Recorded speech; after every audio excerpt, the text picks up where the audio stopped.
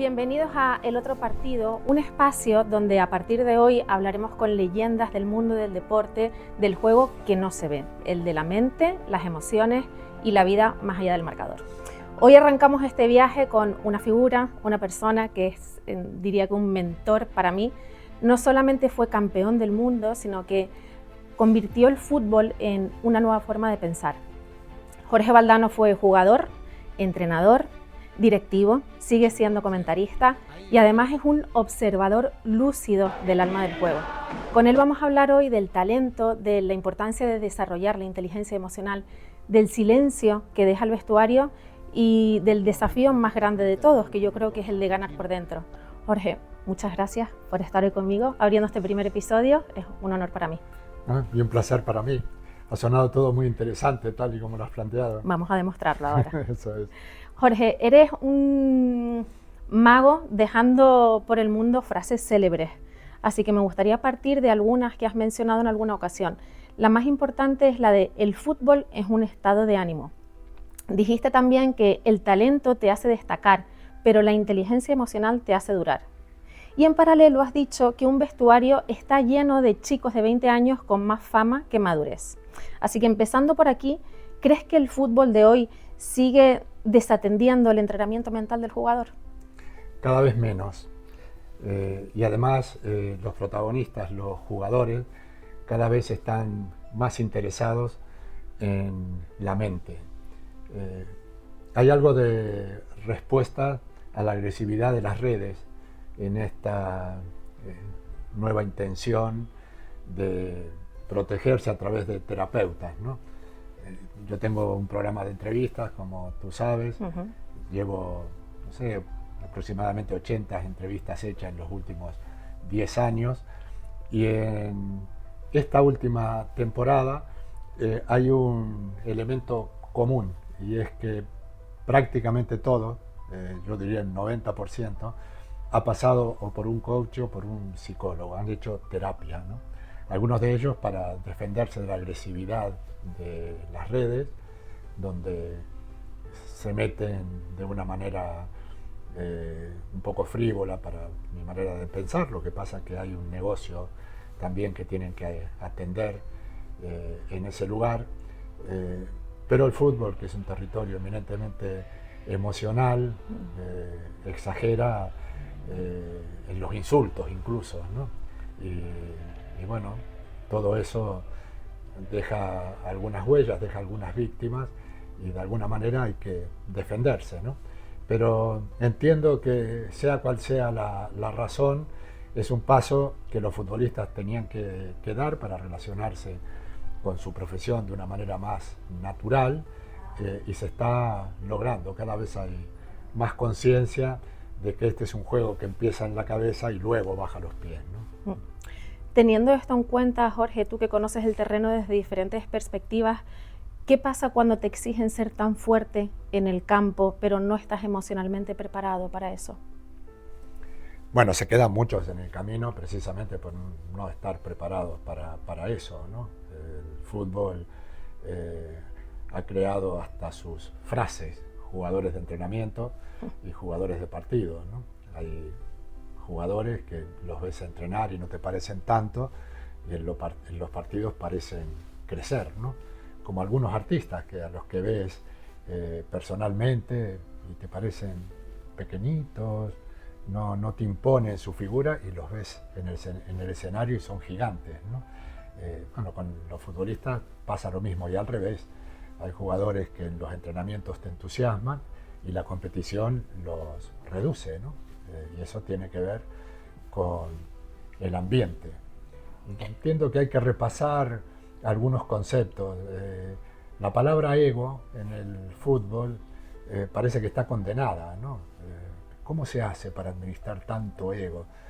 El ego es necesario para desafiar un público. Es imposible desafiar un público no teniendo un cierto porcentaje de egolatría.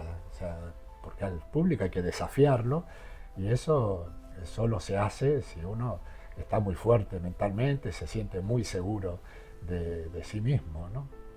Desde luego. Tú que fuiste entrenador, supongo que en tu trayectoria habrás conocido a muchísimos jugadores, hablando de esto de que se vienen un poquito abajo porque les falta ego por el motivo que sea, cuyo enemigo no estaba precisamente en el campo, lo tenían más bien en la cabeza, ¿no? Desde el punto de vista mental, ¿qué crees tú que es lo que distingue a los jugadores que se mantienen en el tiempo, incluso después de la retirada, de aquellos que se van apagando poco a poco? La confianza, fundamentalmente la confianza, y sobre eso tiene que trabajar el entrenador. Y los progresos que se logran son muy importantes. O sea, detrás del rendimiento técnico hay un trabajo para fortalecer la confianza del jugador. ¿Confianza para qué? Para equivocarse. Hay jugadores que no hacen para no fallar. Y en el fútbol, si quieres progresar, tienes que hacer. Y si sale mal, convertir el error en una escuela y salir mejorado de la experiencia, ¿no? Eso es importantísimo para llegar a la élite, ¿no? Ahora, ¿cómo te dabas cuenta tú o cómo te das cuenta hoy de que un jugador no está emocionalmente fuerte o que está un poco emocionalmente desbordado a pesar de que físicamente parece que están impecables? ¿Cómo se nota eso? ¿Eres capaz de percibirlo? Es muy difícil que estén bien físicamente si están mal emocionalmente. Generalmente el derribo uno lo descubre incluso en términos físicos, ¿no? Bueno, hay que saber mirar, hay que saber observar. A veces los motivos ni siquiera son futbolísticos, a veces son familiares, a veces son personales, a veces tienen que ver con la adaptación social, cuando llegan a un sitio distinto al que están acostumbrados. Depende también de cuál fue el salto. Yo siempre digo que uno de casa se va una sola vez, que es la primera, ¿no? Yo me fui de mi pueblo a una ciudad cercana, sufrí muchísimo, porque era la primera vez que me iba de mi casa, de la protección de mis padres, y luego, poco después, me vine a España y ya no fue tanto, porque el primer golpe ya lo había asimilado, ¿no? Y eso les pasa también a los jugadores, cambiar de país, de cultura, de entorno, hace también sus estragos en términos psicológicos, ¿no? ¿Crees que esta confianza de la que hablas y contando tu historia, ya la traías de casa o fue algo que fuiste desarrollando por el camino? Es que no sé si la desarrollé lo suficiente. Yo hubiera necesitado un psicólogo, hubiera necesitado un apoyo, porque me costaba dormir, por ejemplo, antes de los partidos. O sea, no es normal que el día más importante de mi vida, que fue la noche anterior a jugar una final de la Copa del Mundo, que no haya dormido ni un minuto, ¿no? Eso te hace llegar al partido con un cierto grado de angustia, ¿no? Por lo tanto, soy capaz de descubrir el problema de los demás, pero no supe descubrir el mío, ¿no? También porque no había una gimnasia en este tema, no había un soporte psicológico al que acudir, ¿no? Ahora ya hay especialistas en lo estrictamente deportivo y bueno, soluciones que los jugadores tienen a mano, ¿no? Hablando de esto que mencionas, de que no había una gimnasia, a mí me da la sensación de que todos reconocemos esto de la importancia de desarrollar la inteligencia emocional, de cultivar el autoconcepto, de cultivar habilidades emocionales, de liderazgo, siempre en entornos de alto rendimiento, no estrictamente en el fútbol o en lo deportivo, sino también en entornos ejecutivos. En la teoría todos estamos de acuerdo, sin embargo, tengo la sensación de que todavía sigue costando un poco trasladar este entrenamiento emocional en el alto rendimiento desde los clubes. No se establece como una gimnasia, como tú dices, como algo obligatorio de diario, sino quizás como algo más complementario. ¿Lo ves igual que yo, como que todavía no está del todo instaurado? Sí, así es, así es. O sea, aquellos que llegan como especialistas en la materia no acaban de aterrizar en el vestuario con la autoridad que debieran tener. Generalmente son personas contratadas por el club y eso hace que el jugador tenga alguna reticencia a la hora de mostrarle sus debilidades, porque al fin y al cabo esa información va a llegar al club y el club tarde o temprano va a tener que discutir la renovación del contrato contigo, ¿no? Uh-huh. Y no es lo mismo contratar a un débil que a un fuerte, ¿no? Estoy 100% de acuerdo contigo, sí. Porque esto yo siempre lo he dicho, claro, te colocas en un lugar donde te están confesando algo que saben que le vas a contar, sí, a su jefe. De hecho, entonces, en muchos clubes el psicólogo es un instrumento, un apoyo que tiene el entrenador, uh-huh, pero no una figura que actúe directamente sobre los jugadores, ¿no? Sí. ¿Cómo cambia el juego de un jugador que se dedica a trabajar su aspecto mental? Esto, ¿cómo funciona? Es que no hay dos iguales, ese es el problema. Hay muchos que traen desde la cuna unas ventajas exageradas, ¿no? Le tocó la lotería genética, ¿no? O sea, Lamine, le tocó la lotería genética. No puede ser que maneje tantas cosas con tanta naturalidad siendo un adolescente, ¿no? Bueno, pues uno de esos nace cada muchos años, ¿no? Pero hay jugadores que vienen más armados o menos armados desde el día que nacieron. Y otros que por la inteligencia van aprendiendo cosas año a año, sobre todo se van conociendo a sí mismos y van evolucionando hasta convertirse en grandes figuras, ¿no? Esos son los más interesantes, claro. Ahora que has mencionado a Lamine, digo, la capacidad de influencia que tiene él y tantísimos otros que están en primera línea tiene que ver mucho con esto de conocerse, de saber hasta dónde pueden llegar, de la capacidad de influencia que tienen.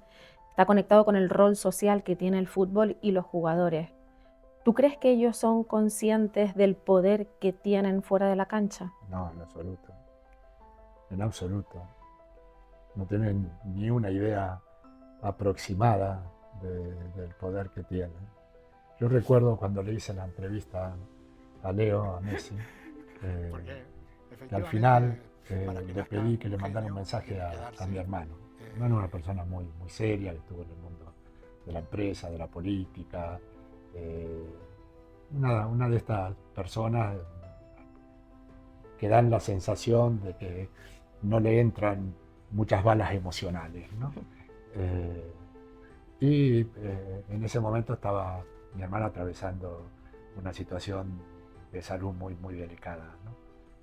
Y Leo le mandó un mensaje divertido, distendido, para fortalecer su ánimo y para transmitirle también alegría. Bueno, el efecto que tuvo eso en mi hermano fue casi mágico. Se lo mandó a cientos de personas que conocía, se lo contaba a todo el mundo. Estamos hablando de una persona de 70 años en ese momento. Yo me preguntaba si esto produce en una persona como mi hermano, ¿qué no producirá en un chico, ¿no? Qué poder emocional tan, pero tan grande, ¿no? Y qué pena que cuando estamos dentro del fútbol lo ignoremos, ¿no? Lo ignoremos, pero no sé si es mejor o peor tener conciencia de ellos, ¿no? Porque saber que uno ejerce una influencia tan, pero tan grande también debe ser un poco limitante, ¿no? De hecho, tú dijiste en una ocasión que Maradona educaba incluso cuando no se lo proponía, que es lo que pasa actualmente con cualquier jugador que, bueno, desde la forma de vestir, de hablar, de hacer gestos, que cuando vamos a ver un partido de fútbol base, pues los niños repiten lo que ven todos los fines de semana en los grandes campos. Teniendo en cuenta la responsabilidad, porque yo creo que es una responsabilidad que ellos tienen sobre los hombros, sean conscientes o no conscientes de ello, pero desde el punto de vista social más amplio es una responsabilidad muy grande. ¿Cómo se puede formar a un jugador para que sea consciente de esto y pueda tenerlo en cuenta? ¿Conviene hacerlo o no? Bueno, hay que educarlo, claro. Tiene que haber un proceso educativo para que lleguen al primer nivel teniendo conciencia de esta responsabilidad, sabiendo que los chicos llevan a sus modos de vida sus conductas, ¿no?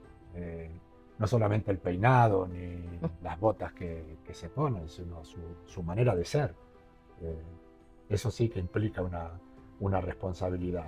Y además es un hecho creciente, quiero decir, en mi época el futbolista no tenía la profundidad social que tiene en este momento, ¿no? El fútbol, bueno, era una actividad de fin de semana, ir al fútbol era como ir a misa, ¿no? Un rito de los domingos. Ahora es algo que está omnipresente, los jugadores son modelos sociales, del estilo de un artista, de un cantante, o sea, tiene una fuerza de comunicación muy, pero muy grande, ¿no? Bueno, eso lógicamente hay que educarlo, ¿sí? ¿En qué tipo de liderazgo crees que habría que invertir más? ¿En el de ser capitán de campo o en el de ser referente social? No, de ser capitán de campo, porque es desde ahí donde termina siendo referente social, ¿no? Ujú.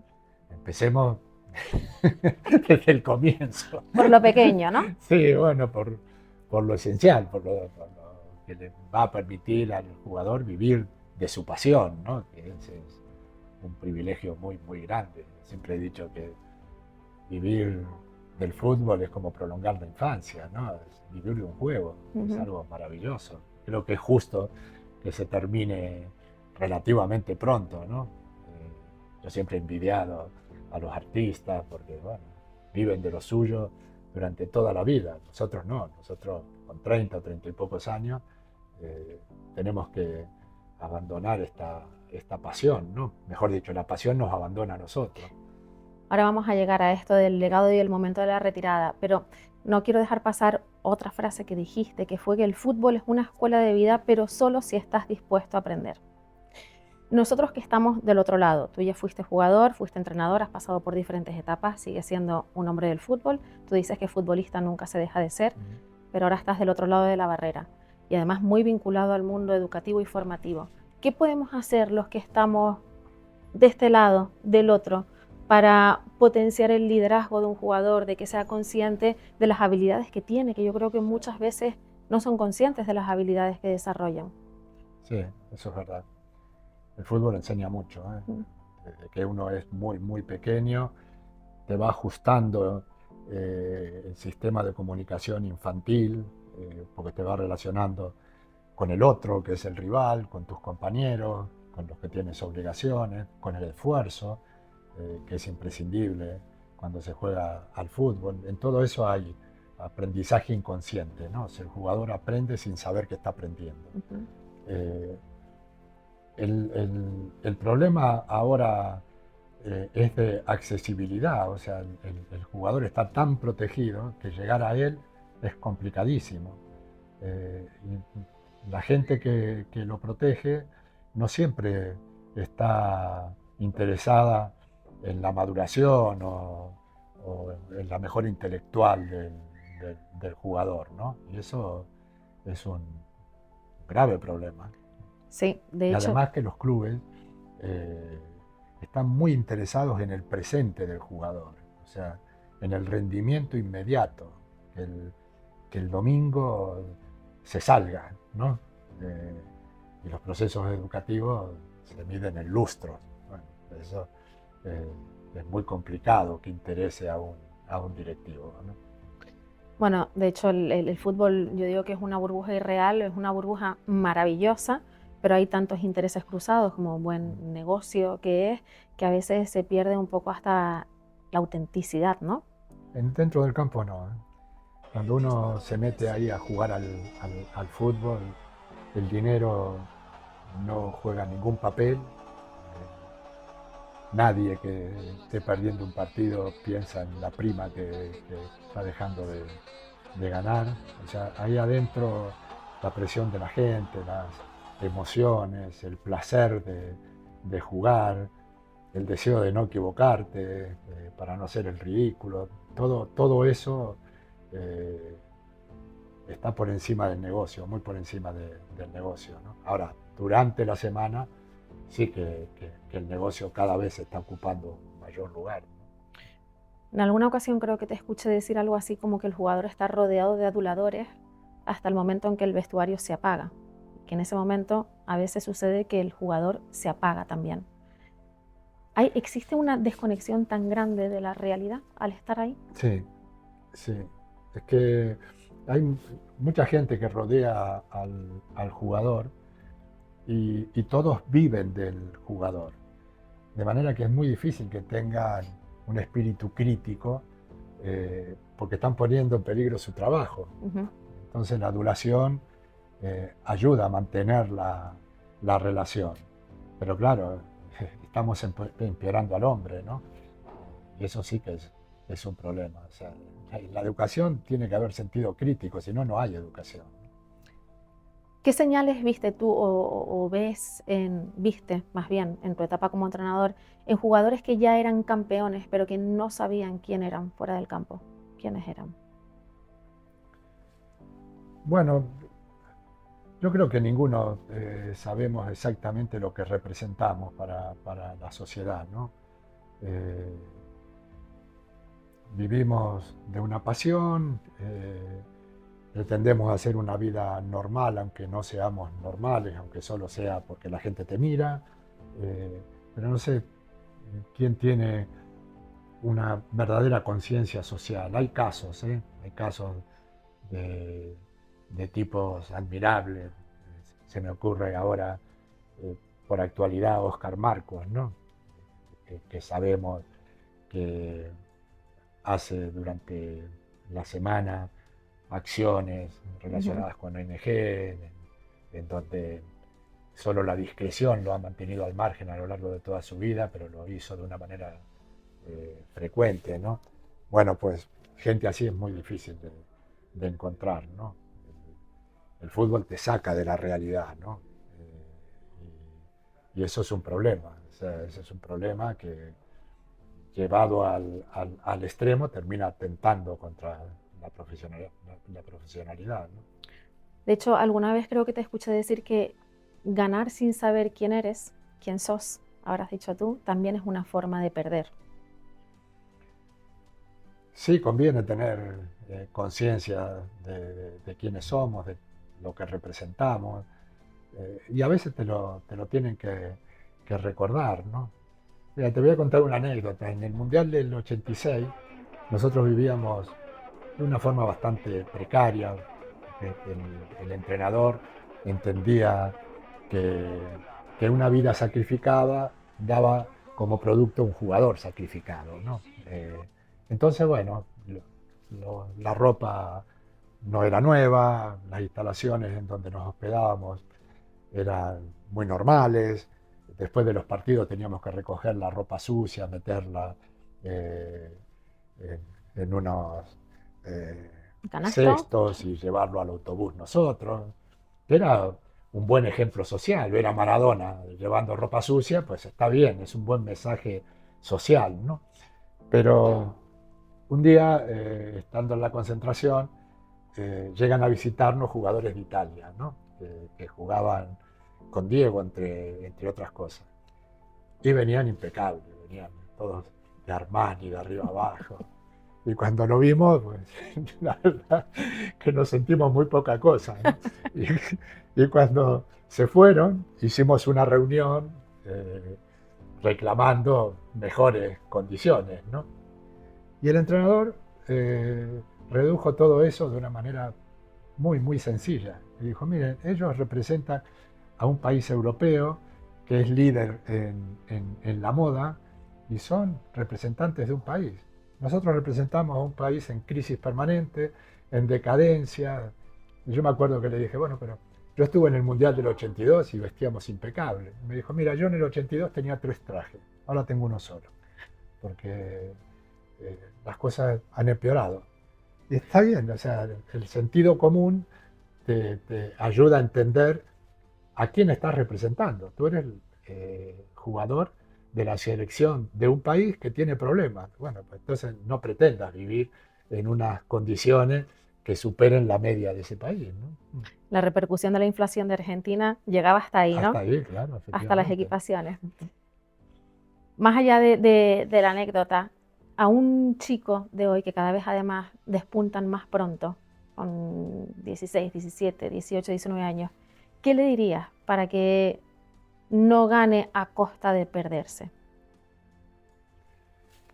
Sí, pero hay que insistir mucho, ¿eh? No es que te lo encuentres, que le digas 4 cosas y el problema está resuelto. Saber hablar con un jugador es un arte, ¿eh? Saber colocar el mensaje justo en el momento justo es un arte. No todos lo saben hacer, muy pocos lo saben hacer, ¿no? Pero no hay que ir demasiado lejos, o sea, es en cada momento en donde hay que aplicar la palabra justa, ¿no? Cuidado, lo que te está ocurriendo no es normal, tus obligaciones siguen siendo la misma que antes de que fueras famoso, esto requiere de disciplina, requiere de cuidado, requiere de obligaciones con respecto a los demás, o sea, tú eres parte de un equipo, tú no eres solo, o sea, hay mil maneras de llegar al jugador para educarlo en el aterrizaje, en el profesionalismo, ¿no? Nadie llega sabiendo. Ese es un mundo absolutamente nuevo para el que llega a desafiar un público, ¿no? Está jugando en juveniles, bueno, con 4 aficionados, de los cuales la mitad son familiares tuyos, y de pronto se te viene el mundo encima, ¿no?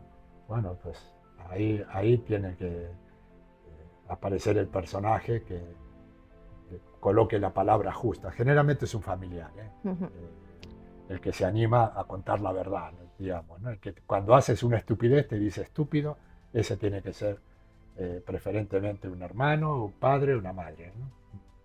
Que todo esto está relacionado con el momento de la retirada, ¿no? Tú decías que cuando un jugador se retira no solamente del campo, sino del personaje. ¿Cuán preparados llegan los jugadores profesionales a ese momento de la doble retirada? Bueno, mal preparados. O sea, cuando ya aprendiste a ser un profesional de verdad, cuando ya lo manejas todo, te tienes que ir, ¿no? A un mundo otra vez nuevo. Efectivamente hay que domesticar el ego, que está desatado todavía, en una sociedad que además consagra el olvido.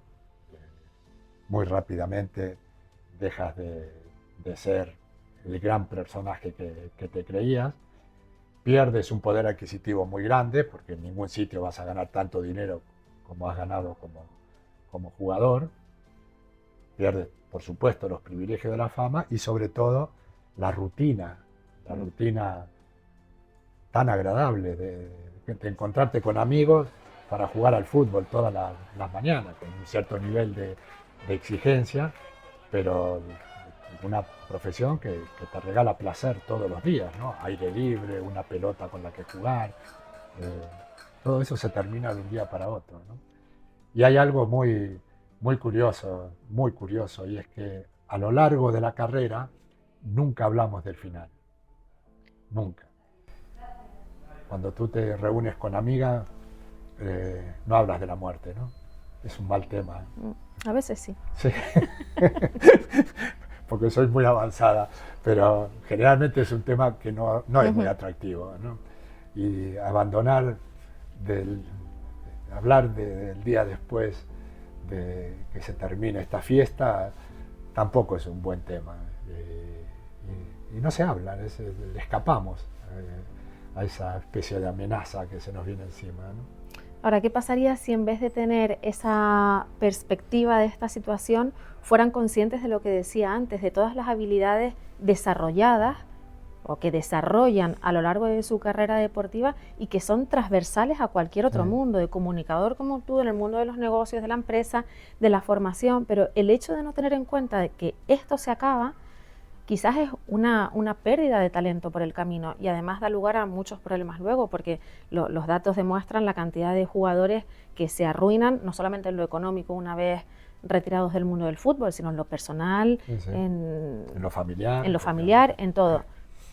¿Cómo se le podría dar un poco la vuelta a esto? O sea, formar seres humanos que luego se puedan enfrentar a un... El problema es que de la misma manera que no preocupa el futuro jugador, tampoco preocupa el ex jugador. Entonces, no hay instrumentos en los clubes para abordar estos problemas, ¿no? Yo tengo un curso sobre el día después de los futbolistas, que bueno, me lo ha comprado la Conmebol, o sea que se está difundiendo y está llegando a los futbolistas, pero es muy difícil que los futbolistas voluntariamente se inscriban en este tipo de cursos, ¿no? De todas maneras, por ahí te encuentras a uno de 22 años que lo está haciendo, y decís, mira, este ha llegado pronto, o sea, va a estar mucho más preparado que los demás porque está clarísimo que está pensando ya en el día después, ¿no? Pero hay muchos exfutbolistas que se han encontrado con el problema y lo empiezan a encarar tardíamente, ¿no? Pero aquel que está a punto de llegar al problema es como que no se anima a desafiar esa amenaza, ¿no? Y es una pena porque hay instrumentos para relacionarse mejor con ese mundo nuevo con el que se van a encontrar, ¿no? ¿Tú crees que a ti te sirvió todo este desarrollo del mundo interior que tienes, esta capacidad reflexiva para poder enfrentar ese momento del retiro? Muchísimo, sí. Muchísimo. Yo tuve una gran pasión que fue el fútbol, a la que terminé convirtiéndola en profesión. Pero cuando el fútbol se llenó de obligaciones y de presión, necesitaba una pasión sustitutiva y la encontré en la lectura.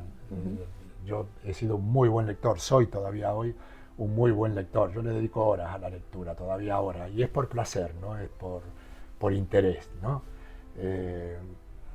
Y lo cierto es que las dos pasiones se convirtieron en mis medios de vida, ¿no? Porque cuando dejé el fútbol empecé en los medios de comunicación, a dar conferencias. En todo hay una relación con la palabra, ¿no? Que fue lo que cultivé de una manera apasionada y que al final se convirtió en una solución a mis problemas de adaptación a la nueva vida, ¿no? Tienes una entrevista muy interesante que hiciste en Universo Valdano con Rodrigo de Paul y él te cuenta, en una de las preguntas que le haces, algo así, no me acuerdo de la respuesta exacta, pero fue algo así como que él creía que los jugadores de fútbol son tratados como productos, justamente por esto de lo que estamos hablando, ¿no?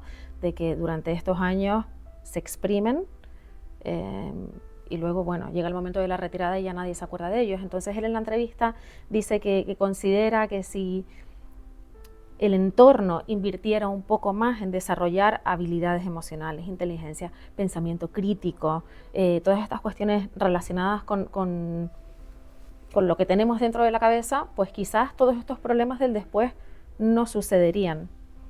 ¿Qué opinas sobre esto que dijo? Bueno, en primer lugar opino que la entrevista efectivamente fue muy, muy interesante, porque él vivió en carne propia los problemas de la falta de preparación. Él llegó de Argentina a Valencia y se encontró con algo para lo que no estaba preparado, con un mundo nuevo para el que nadie lo había preparado, ¿no?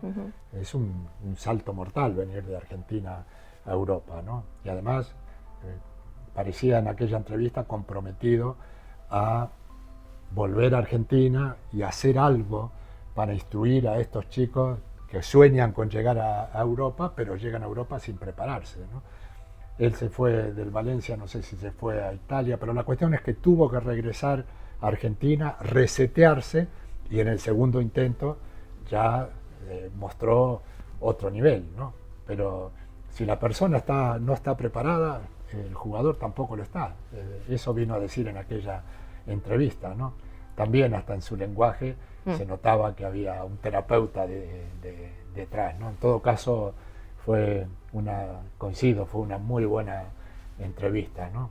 Yo llegué con un poco de desconfianza porque Rodrigo de Paul dice que esta es la mejor selección argentina de todos los tiempos y yo llegué así un poco celoso. Pero me fui reconfortado, o sea, por un discurso que me pareció muy maduro, sí. Jorge, ¿el fútbol te dio toda la felicidad que esperabas? Sí, sí. La travesía no me resultó fácil, he tenido de todo, ¿no? Fui jugador de primerísimo nivel en Argentina con 18 años. Ya había sido campeón con mi equipo, campeón con una selección argentina juvenil, ya había debutado en la selección mayor y de pronto voluntariamente acepté una oferta para venir a segunda división, pensando que las cosas iban a ser igual de rápido. Bueno, pues, 2 roturas de peroné, o sea, adaptación a campos muy pesadas, muy embarrados. Sin embargo, a nada le llamo sacrificio, o sea, todo aquello que ahora veo como inconvenientes que me he ido encontrando, son los que me ayudaron a aprender, ¿no? Las dificultades enseñan mucho más que el éxito, ¿no? El éxito es muy contemplativo, pero no enseña, esa es la realidad. ¿Qué fue lo que aprendiste del fútbol o del alto rendimiento que no podrías haber aprendido de ninguna otra manera? Bueno, que estoy preparado para cualquier cosa, para cualquier dificultad, ¿no? Soy muy malo para la incertidumbre, todavía soy muy malo para la incertidumbre, y soy muy bueno para los hechos consumados, sea cual sea el diagnóstico médico, sea cual sea la desilusión profesional, estoy preparado para afrontarlo, ¿no? Y eso me lo enseñó la alta competencia. ¿Sí? Para terminar, Jorge, ¿cuál sería el legado que quieres dejar, no solamente en el mundo del fútbol, sino en la vida?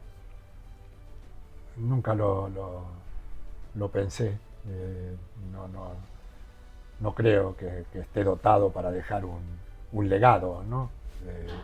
Pero se me relaciona con la palabra, ¿no? Como si el fútbol no tuviera palabra, ¿no? Cuando a mí el fútbol me entró por la palabra, ¿no?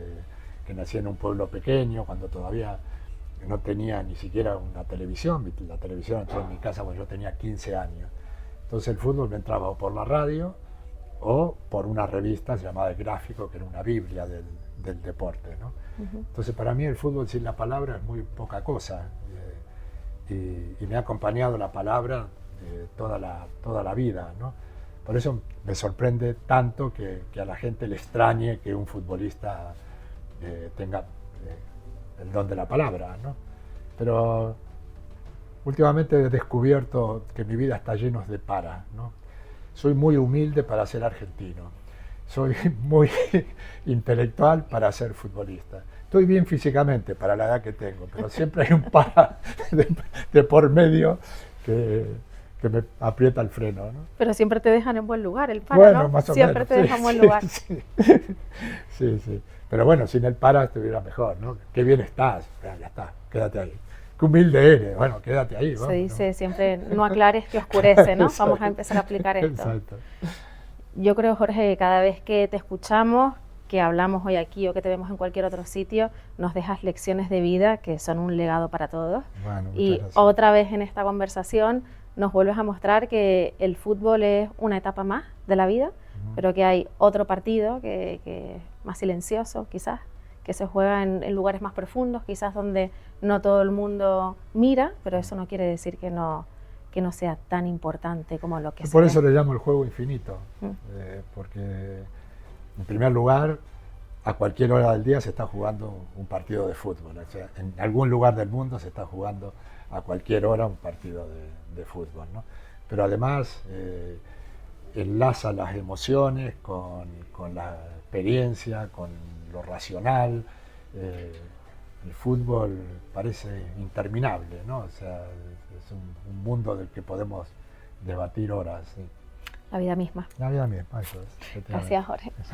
Gracias. Bueno, y felicitaciones por este ciclo. Espero que nos ayude a aprender más cosas sobre el maravilloso fútbol, ¿no? El maravilloso fútbol y todo lo maravilloso que podemos aprender del fútbol, claro, y todo lo maravilloso que nos pueden enseñar los jugadores. Creo que ellos no son conscientes.